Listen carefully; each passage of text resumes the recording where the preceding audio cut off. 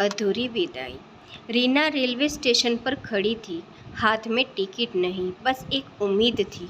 सामने खड़ी ट्रेन उसे उसके अतीत की याद दिला रही थी।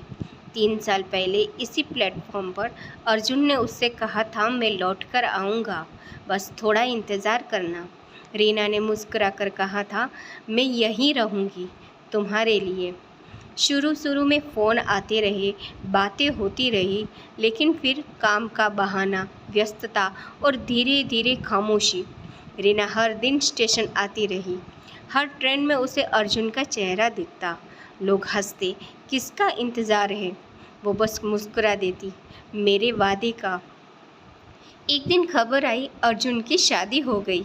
रीना की आंखों में आंसू पहली बार आए, लेकिन उसने फिर भी रेलवे स्टेशन जाना नहीं छोड़ा, क्योंकि उसने इंतज़ार अर्जुन का नहीं, उसके प्यार का किया था।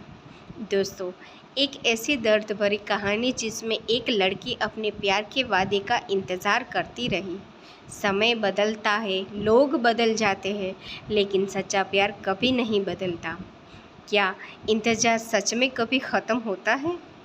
कहानी कैसी लगी कमेंट करके ज़रूर बताएं और चैनल को लाइक सब्सक्राइब करना ना भूलें। Thank you for watching.